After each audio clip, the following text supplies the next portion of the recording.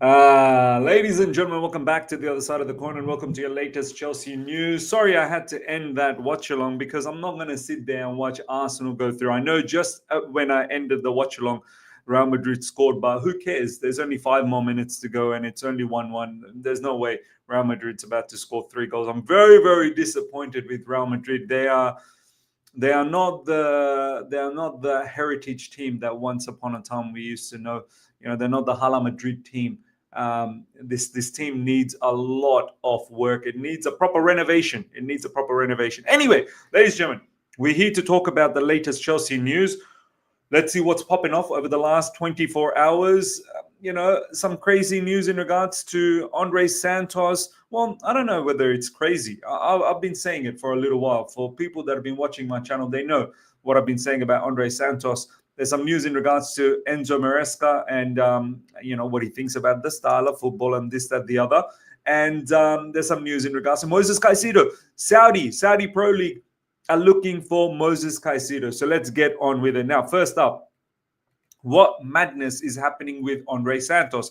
Chelsea and Strasbourg have agreed to wait until the end of the season before deciding what to do with Andrey Santos. Let me just check the mic. Yep, the mic's working. It's understood the final decision is being delayed, namely once it is confirmed which Euro competitions each are in. Look, this is crazy. Chelsea find themselves in a situation where Andrey Santos is now waiting to see which team finishes where. Chelsea and Strasbourg have agreed to wait until the end of the season before deciding what to do with Andrey Santos. So if Chelsea don't make Champions League football, I don't know whether Andrey Santos is going to stay at Chelsea Football Club.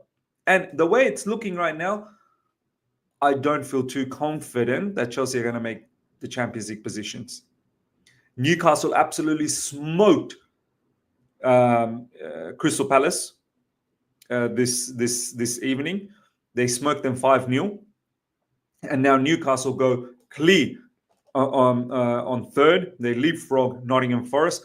What a sensational season from Newcastle after starting slow. I remember they were sort of dwelling around that 7th, 8th position for a little while, and then in the middle of the season they went on with that beautiful run where I think they won 9 or 10 games straight, something ridiculous. And Newcastle deserve it. They absolutely deserve to be in the Champions League position. So if Newcastle get third, then you've got Man City in the mix. I can't see how Man City misses out on a Champions League spot. So that's 4 places gone. And then it's between Nottingham Forest and Aston Villa. Don't disregard Aston Villa. So I literally cannot see how Chelsea Football Club make it to Champions League, which then makes me think, Andrey Santos, if Strasbourg are like a couple of points away from Champions League football. They could very much make it to Champions League football. What a shame that would be. What a shame. And Andrey Santos, ladies and gentlemen, is having a stellar season, man. Stellar season. One of the best midfielders in world football. If a club comes in with a serious offer and we're not in the Champions League, you best believe we are selling. You best believe. And I've been saying it. And even if we do make it to the Champions League, someone like Andrey Santos is not coming to Chelsea Football Club to be second fiddle. He will demand to want to start. And if he doesn't get the start, I'm pretty certain he'll tell his agent that let's find a way out. Let's find a way out. A few weeks ago, there was news about Andrey Santos saying that he's not heard anything from Chelsea as yet. All of these journalists that come out, especially Fabrizio Romano, the plan is firm. The plan is that Andrey Santos is going to return back to Chelsea and will help Chelsea out. He'll be there for Club World Cup, this, that, the other. Look, the bottom line is these players, sure, they obviously have a contract with Chelsea Football Club, no problems. But at the end of the day, they'll make the right decision for their career. And if we don't make Champions League football, we will be looking to sell players to make money, because next season in the financial fair play, what more loopholes are we going to have? What more things can we sell? We've sold everything. We've sold our soul. The only things now that is there left to be sold is the players. So ladies and gentlemen, let me know your thoughts. I find this whole situation very embarrassing for Chelsea. Strasbourg, Do you know what I mean? We're deciding if Santos is going to stay in Chelsea or Strasbourg, because Strasbourg probably looks more probable to make it to the Champions League. Our player, and we can't even confidently say, yeah, you're going to come and join Chelsea Football Club. This is how much we've declined, ladies and gentlemen. This is the plight of Chelsea. Let me know your thoughts. For me, absolutely embarrassing. Absolutely embarrassing. Next up, can your style entertain Chelsea fans? This was a question directed to Maresca, I believe, in the press conference, coming from Nizar Kinsella. Maresca, first of all, 100%, and then because I'm not able to do a different style. Now, a lot of people are a bit upset about, oh, you can't do a different style. So if this style is found out, you can't look. I'm not one of those fans that I don't necessarily need Enzo Maresca to change his style completely, but be flexible. Be sometimes a little bit pragmatic. Keep your principles, keep your basic principles, your philosophy that you generate, but tweak here and there, which, we've seen Enzo Maresca do. I don't necessarily have too much problem with the style of football. I have problems with sometimes some of the, it feels like the team is a bit lackluster. It's not moving as quickly as it should be. We are a team that is fighting for Champions League positions. And sometimes these players, they get on the field and it seems like we're on holiday. There's no urgency. Where I want Enzo Maresca to be a lot more astute is I don't think he impacts the game well enough at times, his in-game management. I don't think he makes clever moves to change the course of a game. I don't know whether he's a really good motivator. He might have developed a few players, no problems, but at the same time, other players have also declined massively under Enzo Maresca. Malo Gusto, prime example. And there's many more. Cole Palmer now looking like a shadow of a player that he used to be last season. Now, Cole Palmer, I feel like he's also been unlucky too, but the form dip is definitely real. It's definitely real. But there's been instances where Cole Palmer has been given the freedom, but it's not materialized into an assist because his teammates have let him down. But now he himself is letting himself down. Whether it's because it's a little bit too methodical, I don't know. Maybe it is. Whereas last season, it was a lot more freedom, a lot more, clear picture in most of these players' mind. And this is why I guess Cole Palmer with his Instagram story recently saying enjoyment from some of his clips from last season. So look, Enzo Maresca, there are other facets of his management that I'm worried about. I don't think he motivates anyone lately. His press conference conversations have been absolutely disgusting, to be honest. So it's not necessarily the style. I think the style, yes, we can be quicker, we can be faster in build up, moving the ball around. We should be able to sense danger. We should be, when the opposition is down, we should be able to, feel that and go after. I feel like our team, and this is the thing, lack of maturity. The team is full of young players. It lacks maturity. We don't know. We can't smell blood, and at the same time, we can't smell danger. So we're a little bit naive, and I feel like I wish Enzo Maresca was able to take care of all of that. But Enzo Maresca himself is also a novice manager. He's also a rookie manager. He's also a manager that's getting developed.